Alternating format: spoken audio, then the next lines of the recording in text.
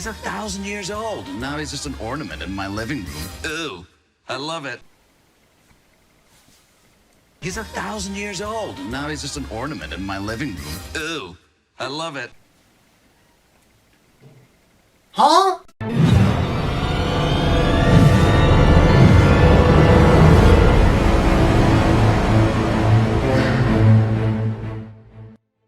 Birds of Prey was directed by Cathy Yan. It stars Margot, Robbie, Ewan, McGregor, and it's a Warner Brothers picture. Birds of Prey. Wow, where do I get started with this? Well, I'm just going to jump right to it. Let's get started with this.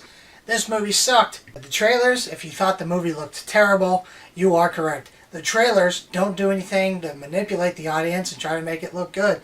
They actually made the trailers what the film is. Trash. It's so bad that if a friend rents it and he's like, hey bro, I rented this from Redbox. Would you like to watch it before I return it?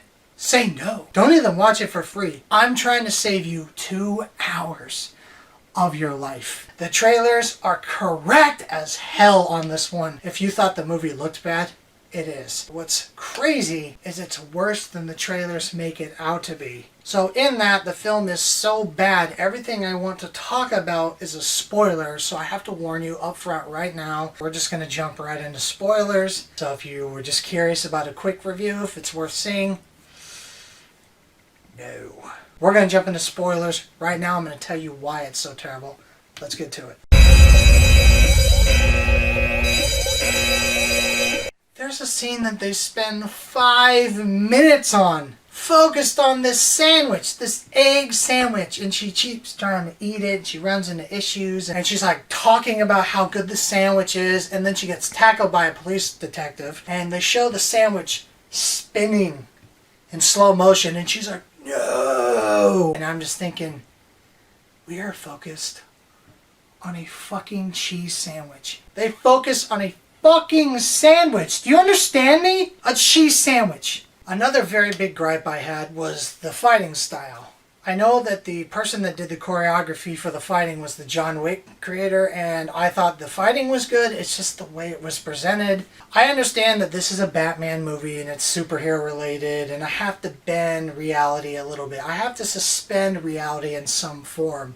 And that doesn't bother me that much. That's also why I like Batman, because he's not overpowered like Superman, where Superman can just fly through a room, blow his breath, and someone will go flying 1,000,000 feet. Batman still has to take precautions to protect himself. That's why he has all the armor and stuff. Because he's still human, so he has to learn how to fight on his own. That's why Bane is such a massive threat to him. But here's my gripe, is the fighting in this movie with Harley Quinn. I was thinking, okay, I see what they're doing, but it just doesn't make sense to me. It's not necessarily that she can't fight or anything. It's just like, it's like this. I'm 6'3", 255 pounds, okay? That would be like a bunch of 7-year-olds coming up and punching me in the back and the stomach, and I'm like, oh! It wouldn't hurt me. So why is Harley Quinn, someone who weighs 120 pounds, beating up these massive biker gang? Like, there's a scene when they go into a shop, and she beats up an entire gang of bikers. And they had fully automatic weapons. It bothered me, and then when they get close, she'll like hit them with a bat and break their arm or something. I'm like, why are you getting this close? And these bikers are massive guys. They're like bigger than I am. And she's sitting there like punching them and kicking them and all that. And I'm thinking, I wouldn't faze these guys. I don't care how well she knows how to fight. Their mass and their body size, they're so strong it wouldn't affect them. So one of the big things is she goes into a police station with a smoke grenade. And this is a full police station with guards with guns, and none of them draw their weapon. It's like, well, you know, it's a superhero movie, man. You suspend reality. She went to a police station, and they don't try to shoot her at all. They're just kind of like, oh, it's Harley Quinn, oh my god. That wouldn't happen. And when you go too far from reality, I get lost. I can't jump aboard on it. I can only go so far with it. It didn't make any sense to me. And the worst part about that police station scene is she lets out all these guards because she needs to get the girl that has Black Mass Diamond, and the prisoners all get out. There's like 15 of these prisoners, and she fights all 10 of them by herself, alone. See, and here's the part that bothers me. I think that's a casting problem, because I don't have a problem with females kicking ass. I liked Atomic Blonde, but at least that was more pounded in realism of how a woman would take on 2 full men like that. I'm sorry, unless she's Ronda Rousey. Ronda Rousey could do something like that. she could even kick my ass. Margot Robbie's like 120 pounds. They should have casted like smaller people. But instead they're like, hey, let's cast guys who are 6'5", bodybuilders, and let's have them approach her. It's like, if you're going to do that, have like overweight guys in there, or really small 5'3" or 5'5", 150-pound guys in there. Don't cast every prisoner as a bodybuilder who is 6'4" and almost 300 pounds. Well, she has a bat. Okay, so she swings the bat, she hits this guy in the head, he's knocked out cold. What about the other 9 that come up and just smack her to the side? And even when we go to a fictional world where we need to bend reality a little bit, we need to realize that this is just taking a little too far. If she had a gun, it would have been different. Just like the biker gang. They had fucking guns. And they had to get within 2 feet of her. I don't buy it. And I don't know if you've seen Birds of Prey. Please comment below and let me know if you agree with this comment. Were you kind of getting the Deadpool vibe on this? Unnecessary voiceover. Like, the voiceover work was so annoying after a while. And then she'd be like, let me take you back to how it started. It's like I'm thinking, okay, I'd see a quick flashback. No, they go back 15 fucking minutes. And they do that like 3 times. So that got old quick. The third act was horrible. It was the worst part of the whole movie. Like, you have the Birds of Prey team up and Black Mass shows up with all his gang. And he goes out there and they show him give a speech. And this is one of the speeches that I like because Black Mass is like, I'm going to give $50 million for the first person that brings me Harley Quinn. It's like he's offering money. And all these guys are like loading up weapons. And I'm thinking, okay, well, how are they going to fight these guys? Well, then the guys enter the museum and all of a sudden they have like bats and knives and batons. I'm like, they had guns, and then all of a sudden they don't? And there were like 150 people outside. What, did they come in groups of 10?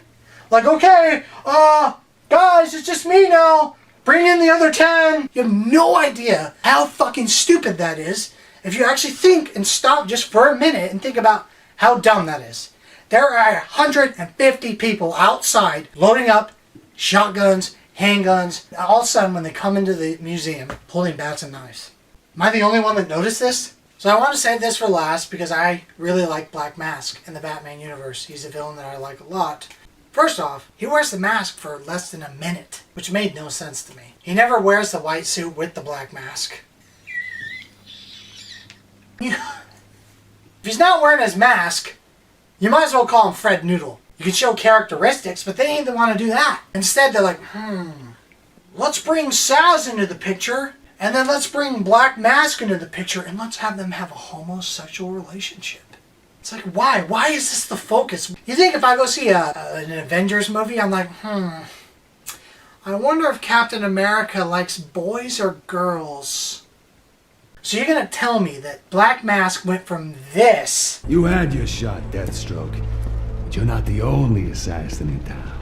...to this. He's 1,000 years old, and now he's just an ornament in my living room. Ooh, I love it. Total idiot. I almost threw up in my mouth. This is not a villain that gives a shit about art. He cares about owning territory and weapons. They made him so cartoonish. So since everyone else wants to walk around eggshells about it, and I've noticed in a lot of reviews people are very afraid to just come out and say it. I only have 35 subscribers, so I don't give a shit, so I'm gonna say it. They made Black Mask a pussy to make the women look more powerful. You gotta bring down the guy's character and make him into a stupid buffoon, idiot, dumbass to make her look more badass and cool. And you know it's true. And as a Batman fan, I'm embarrassed to be a fan after that film. I'm sick of politics being in films. I'm seeing a lot of it lately. And it's sad because I love Batman and Warner Brothers as my favorite movie company in the world. I just didn't like the movie. Quite frankly, hated it. I liked Suicide Squad more than this. I'm going to give Birds of Prey an F. Thanks for tuning in again, guys. I appreciate all the support and listening to my reviews. Tune in, click that subscribe button if you want to hear honest reviews, and I will catch you guys on the next review.